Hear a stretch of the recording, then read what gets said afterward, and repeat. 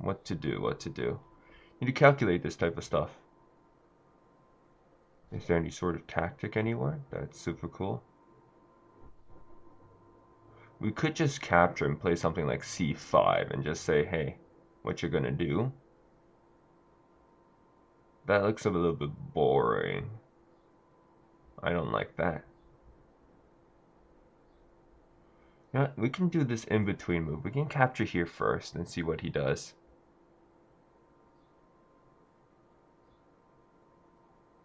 See which piece he captures my c5 square with, or if he does this. Now if he does this, now I get this open c file and I get to play moves like bishop pawn here, but that does create a weakness on c6. Not sure if that's something I want to have in this position. And so the question is, what do I want in this position then? Should I just play something like rook c8? Just say, hey, if you decide to double capture me, that's fine with me. Life is good. And the question is, where's his king going to go in this game? I don't know. Where is that king gonna go? It's definitely not going to the king's side, and it's definitely not going to the queen's side now that I opened it up. So is it going nowhere? Possibly. My king is happy to stay in the center because my center is not very open like his. His center is completely open. It's no good. Maybe I can play a move like b5 too. b5 looks pretty strong. Just gaining space. b5. I couldn't play b5 earlier because then he gets a passed pawn here, and that's not good. We don't want our opponents to have passed pawns like that. He can't castle queenside again because I have this silly tactic over here.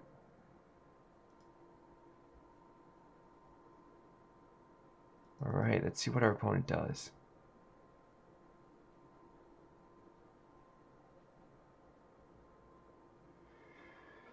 See what he does. Alright, he captures, I will capture back.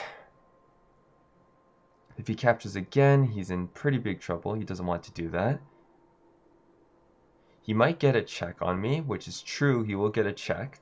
But this check doesn't matter in the grand scheme of things because my king is awfully safe.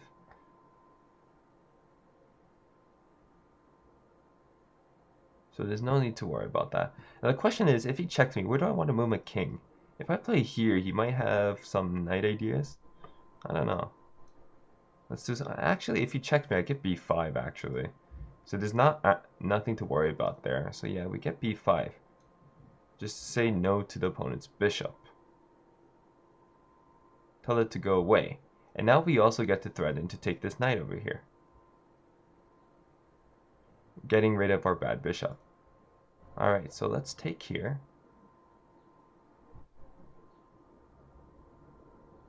And see what our opponent does. Now we get to take here. Wait, if we take their pawn takes, bishop takes, rook takes. Oh no, that's not in our favor, I do not think. Though what is in our favor is that his king's in the center. Now if I play a move like here, he can move queen there. Yeah, and that defends the pawn. And if I play something like this, then it doesn't quite work. So this is his idea here. If I take here, he'll take here. And if I push, he'll play queen e3. However, there has to be a tactic here that's favorable for me. 100% there has to be a tactic that's favorable for me here. How do I know? Well, because so many pieces are hanging on the board. Let's think. If I play rook here immediately, how's he going to defend this guy? Don't think he can. Yeah, let's play this immediately. Threaten bishop takes here. Skewering these two guys together. I guess he can capture here, but then that doesn't do anything because bishop captures, pawn captures, and I get to take on g4. And then I get a castle, which is funny because we haven't castled this entire time. Our idea here is we're going to take on e4, pinning the queen to the rook over here, and that's an absolute win. There's no in-between moves with our king because our king is completely safe here. We're also threatening something like just take here. Alright, so now he lets us do this, which is completely fine with me because this in-between move is very strong because we're attacking the opponent's queen, which is more important than our rook. And the best thing is when I take his rook, the rook will be free. Unlike my rook, which will not be free here. Alright, so let's take there. And if he takes here, we capture back easily. Yep, he plays f3 to try to trap my piece, but that's completely fine. I think we can just take here because his king will have very limited squares to go to. Now if I take here, queen captures. Yeah, no, let's just play this. This is the simplest way to win, I think. Because I can always just capture here and the rook's defending down there. Now I also have a check over here, which is very annoying for our opponent, but let's just take here first. If our opponent decides to take back, well, then the bishop's free. And that's the only way I can lose, if I lose the bishop and I lose everything else. And so in this position, I won't be losing anything else. And so I can win this game quite easily. It's a nice game, this game so far. Opponent played very well for his level. But in the end, he just, tactics were the fall of him. Which is why it's so important to do tactics, my friends. In this position, you know, let's just take here. This looks very simple win. You might say, oh no, king captures because it's a pin. No, you can't do that, my friends. We're threatening some very big threats like queen over here. And in one move, I want you guys to find how do you basically force your opponent to resign here. I'll give you guys a couple seconds before we move on. It's a lot of different answers. It's like rook here and everything and all these complicated moves. But I like just winning my opponent's material because when I win material, well then that just creates an easy win.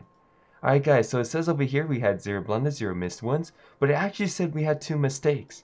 Let's go check out what the 2 mistakes are. Alright, so we're going to be analyzing using chess.com's analysis tool. It said we had a 96% accuracy, while our opponent had a 63%.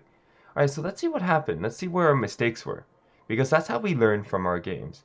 So, alright, so it seems to me our first mistake was bishop to f6.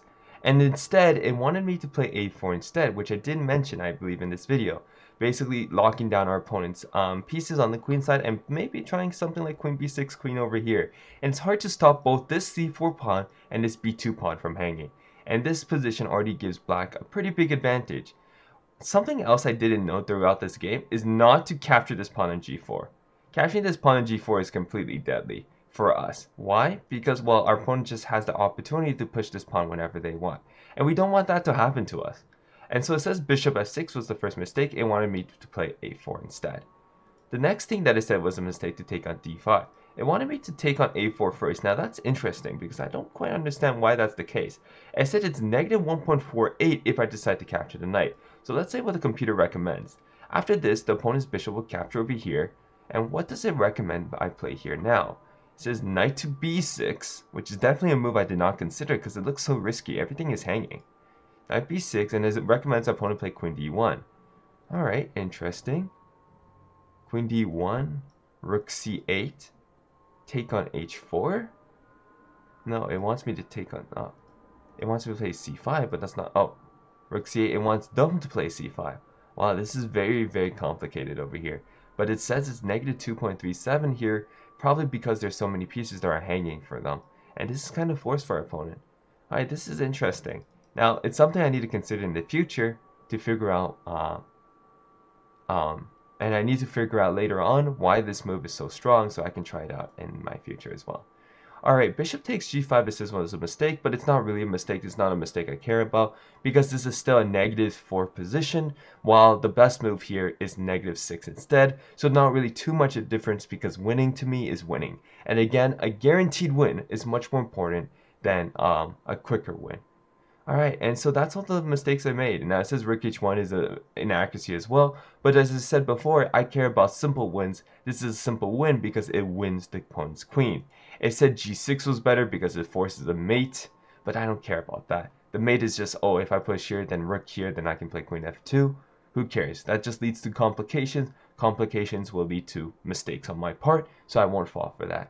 Alright guys, so I hope you guys enjoyed today's video. If you guys did, make sure to press that like and subscribe button. It helps out a lot, and I'll see you guys in the next video. Alright, bye.